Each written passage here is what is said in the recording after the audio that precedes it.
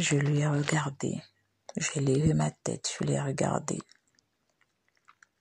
Et j'ai dit, je ne sais pas. Moi-même, je ne comprends pas. J'avais les larmes aux yeux parce que j'avais perdu quelque chose. J'avais perdu une vie tout entière. J'avais perdu ma famille, j'avais perdu ma femme, cette femme forte, aimante, la mère de mes filles, la mère de mes enfants. J'avais perdu. Je lui ai dit, je ne sais pas, je ne comprends pas. Elle m'a demandé encore, elle m'a posé une question. Est-ce que tu l'aimes au moins? Je lui ai dit, c'est inexplicable ce qui m'arrive. Je ne comprends pas. Je n'envisage rien avec elle, mais j'aime la voir à mes côtés. Elle a dit, ok, ça veut dire que c'est terminé. Je te souhaite du bonheur.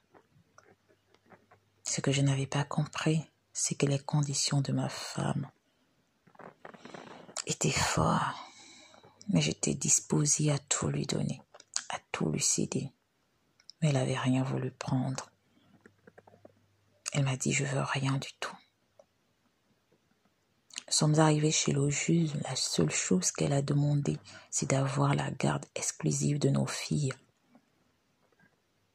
Elle ne voulait rien, même pas les parts de la société. Elle ne voulait même pas la maison que nous avons construite à deux. Elle ne voulait rien. En ce moment-là, je n'avais pas compris. C'est des mois plus tard que j'ai compris en réalité. Elle m'avait enlevé plus. Elle n'avait rien pris. Elle n'avait même pas demandé de pension alimentaire. Mais elle m'avait tout pris. J'avais plus de vie. J'avais aucune vie sans ma femme. J'avais aucune vie sans mes enfants. Parce qu'en réalité, toute ma vie était basée sur ça. Sur cette famille, sur ces enfants, sur nos fous rires, sur notre façon de vivre, sur notre routine en réalité. Et ce jour, j'ai voulu changer de routine. Et je me suis retrouvée dans une nouvelle routine qui ne me convenait pas. Parce que cette nouvelle personne qui était à mes côtés, je ne l'aimais pas. Mais j'aimais sa compagnie. Mais je n'envisageais rien avec elle. Elle était jeune, c'est vrai, j'aurais pu refaire ma vie avec elle. Mais j'avais perdu mon pilier. J'avais perdu mon âme en me mettant avec elle. Je ne voyais plus mes enfants. Je voyais mes enfants un week-end sur 4. Parce que pour ça, elle avait été exigeante. C'était la seule chose qu'elle demandait. Et c'était compte à son bon vouloir. Parce que le week-end même où je devais voir mes filles, elle pouvait être en week-end ailleurs, elle, avec mes filles. Et je devais l'accepter parce que je l'avais signé. Cette femme savait qui j'étais. Mais j'avais tout perdu. J'avais tout perdu. Quand je me suis rendu compte que je m'étais trompée, 1 an était passé. Le divorce avait été prononcé. Ma femme n'a jamais crié. En dehors du jour où elle a pleuré dans son bureau, elle ne s'est plus jamais retournée. Elle m'a plus jamais appelé. Elle m'a plus jamais bipé. Elle m'a plus jamais fait de message. Oh oui, j'ai eu mal. Et je continue toujours d'avoir mal. J'avais été heureux. J'étais heureux. Aujourd'hui, je ne sais pas. Qu'est-ce qui nous prend, nous les hommes? Souvent, on se met à regarder à gauche et à droite. 5 minutes, ta vie est gâchée pour de bon. Je regrette amèrement. J'aimerais revenir en arrière. Tous les jours, je l'appelle. Tous les jours, je l'implore. Tous les jours, je lui demande pardon. Et tous les jours, je me pointe chez elle. Et je lui demande pardon. Je vais dans son bureau. Elle me reçoit. Sans appréhension. Je pense qu'elle joue avec moi, mais elle a tout à fait raison.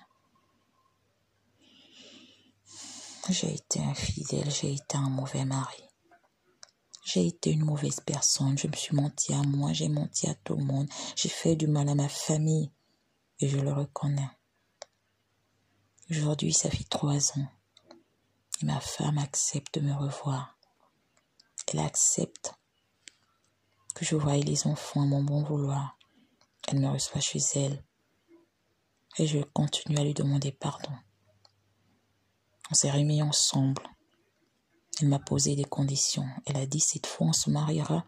Oh oui, je le veux, mais avec un contrat de mariage. Elle a tout à fait raison et je suis prête à me plier à ses ordres, à ramper sur le faux comme un serpent, à manger de la terre, à manger de l'herbe comme un âne, comme une vache. Je me plierai en 4 pour la faire plaisir. S'il le faut, je deviendrai aveugle pour ne voir qu'elle.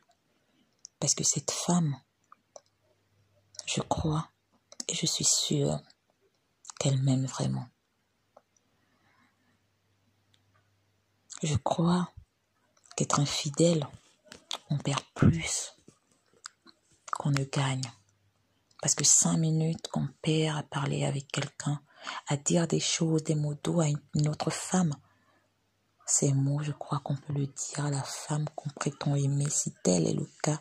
Si vraiment on aime cette femme, on peut tout faire avec cette femme. J'ai eu ma dose de l'infidélité. Et aujourd'hui, tout ce que je peux dire, c'est de remercier l'univers de m'avoir accordé une seconde chance avec cette femme magnifique, cette femme merveilleuse, cette femme adorable et irréprochable qui est la mienne. 5 minutes, c'est trop dans la vie d'un homme.